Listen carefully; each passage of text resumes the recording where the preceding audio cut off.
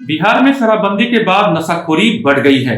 ये मैं नहीं कह रहा हूं, बल्कि ये बिहार के डीजीपी साहब कह रहे हैं। डीजीपी साहब कह रहे हैं कि बिहार में नशाबंदी शराबबंदी लागू होने के बाद जो ड्रग्स का जो कारोबार है बढ़ा है और युवा ड्रग्स की तरफ सीधे खींचे चले आ रहे हैं। पूरा मामला क्या है मैं आपको विस्तार से बताता हूं। मैं हूं पंकज कुमार और आप सभी देख रहे हैं द इंडिया प्लस न्यूज। दरअसल आपको मालूम है कि बिहार में शराबबंदी दिवस मनाया गया। ये बात तो सभी जानते हैं कि मुख्यमंत्री नीतीश कुमार ने नशा मुक्ति दिवस पर पटना के ज्ञान भवन में सूबे के तमाम राज्यकर्मियों को खुद शराब नहीं पीने और दूसरे को भी पीने नहीं देने की शपथ दिलाई थी। मुख्यमंत्री नीतीश कुमार ने नशा मुक्ति दिवस पर सभी को शपथ ग्रहण कराने के बाद उन्होंने सख्त लहजे में कहा, चाहे कोई मंत्री हो या अधिकारी हो या कोई भी व्यक्ति क्यों ना हो, गड़बड़ करने वालों को बख्शा नहीं जाएगा।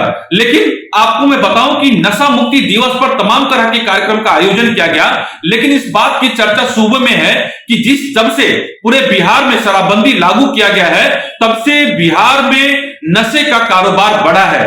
जी हाँ, ड्रग्स की जो सप्लाई है और ड्रग्स का सेवन जो है सूबे में बढ़ा है। खासतौर पे युवाओं में ड्रग्स की लत लगातार बढ़ती जा रही है और राज्य में लगातार जो ड्रग्स के जो कारोबार है वो भी बढ़ता जा रहा है। ये एक चिंता का सबब है। सिर्फ युवा ही नहीं बल्कि छोटे छोटे बच्चे भी इस ड्रग्स के नशे के लत के शिकार होते जा रहे हैं। मुख्यमंत्री नीतीश कुमार ने नशा मुक्ति दिवस को लेकर के तमाम अपने अधिकारियों को शपथ दिलाया, लेकिन ये बात लगातार नीतीश कुमार और सरकारों में इस बात की चर्चा जोरों पर है कि बिहार में ड्रग्स का कारोबार लगातार बढ़ता जा रहा है। ये बात मैं पहले भी बता चुका हूं कि सबसे ज्यादा इसके शिकार युवा हैं और लगातार युवा ड्रग्स की तरफ जो है वो खींचे चले जा रहे हैं या फिर उसके गिरफ्त में या फिर यूं कहें कि ड्रग्स के चंगुल के शिकार होते जा रहे हैं। जिस तरीके से पंजाब में आज ड्रग्स सबसे बड़ी समस्या है, सबसे बड़ा चुनावी मुद्दा है और सबसे ज्यादा पंजाब में युवा इसके गिरफ्त में है और आप देखेंगे कि लगातार जो पंजाब में जो ड्रग्स है वो एक बड़ी समस्या है और यही वजह है कि पंजाब को उड़ता पंजाब के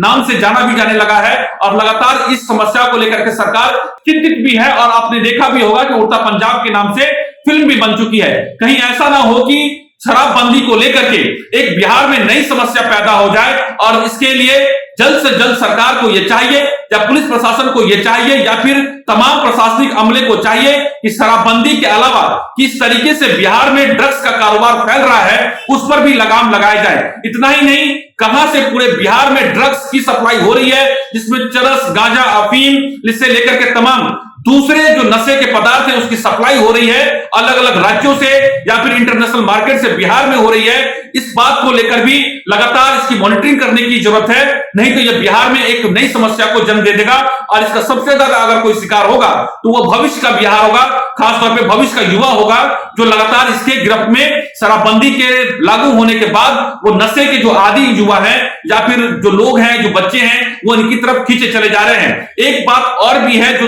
खास तौर पे जो ध्यान आकर्षित करने की जरूरत है वो ये कि जो छोटे छोटे गरीब बच्चे हैं वो सुलेसन का इस्तेमाल करते हैं। आप ये देख सकते हैं कि पटना के अलग अलग गलियों में लगातार इस तरह के चौक चौराहों में लगातार इस तरह के खबरें, वीडियो लगातार आप देखते रहे हैं और सस्ते होने की वजह से ऐसे गरीब लोग लगातार सुलेसन का इस्तेमाल कर रहे हैं और इस तरह के लोगों को देखा भी जा रहा है। जो बात बिहार के डीजीपी एसके सिंघल ने कही है ये बात हल्के में नहीं ले जाने की जरूरत है, क्योंकि लगातार द इंडिया प्लस न्यूज और मैं लगातार इस तरह की स्टोरी को हमने कई तरह की इस तरह की स्टोरी को कवर किया है। आपको मैं बताऊं कि जो मैंने खुद बिहार का जो सीमावर्ती इलाका जो नेपाल से सटता है वहां बड़ी संख्या में इस तरह के जो ड्रग पैडलर हैं उनकी संख्या बड़ी है, उनका कारोबार बढ़ा है। नेपाल से बड़ी संख्या में गांजे की सप्लाई वो बिहार के अलग अलग रूट के माध्यम से बिहार में हो रही है। जयनगर, मधुबनी, ललमनिया, आप लौकी, ये तमाम वो क्षेत्र हैं, कुनौली जो है निर्मली, सुपौल, ये जो जिले हैं जो बिहार से सटते हुए वो जिले हैं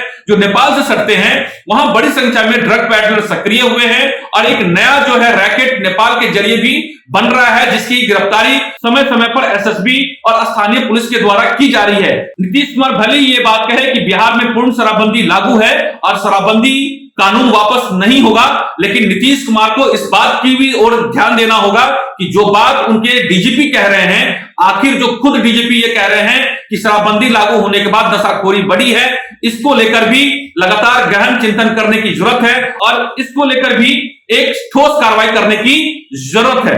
एक बात और है, जो डीजीपी जो बात कह रहे हैं, आखिर सरकार उनकी बात सुन क्यों नहीं रही है, जबकि सरकार को भी ये भली भांति मालूम है। अब देखना यह होगा कि जो सरकार, जो नीतीश सरकार, जो एनडीए सरकार बिहार में पूर्ण शराबबंदी का दावा करती है, आखिर वो किस तरीके से युवाओं को इस नशे के कारोबार से या नशे के जाल से अपने युवाओं को मुक्त करा पाती है या उनसे दूर रोक पाती है, या फिर इस तरह के नए नेक्सस जो बन रहे हैं बिहार में उसको कैसे छुटकारा दिला पाती है, इस ये बात भी ध्यान देने की जरूरत है और लगातार इस पर भी काम करने की जरूरत है। इससे जुड़े हुए जो भी खबर होंगे लगातार मैं आपको अपडेट करता रहूंगा। लेकिन एक बात यह है कि सिर्फ ड्रग्स ही नहीं, बल्कि जो नशे के जो दूसरे जो पदार्थ हैं, जिसमें गुटखा, तंबाकू, इसकी खपत भी बिहार में बहुत ज्यादा बढ़ी है और लगातार लोग जो है वो गुटखे की भी आप देखेंगे बिहार में सबसे ज्यादा जो है खपत हो रही है। इतना ही नहीं, खैनी की भी खपत बिहार में बहुत ज्यादा तेजी से बढ़ी है। इसके अलावा पान मसाले जिससे नशा होता है, इससे भी लगातार बिहार में इसका भी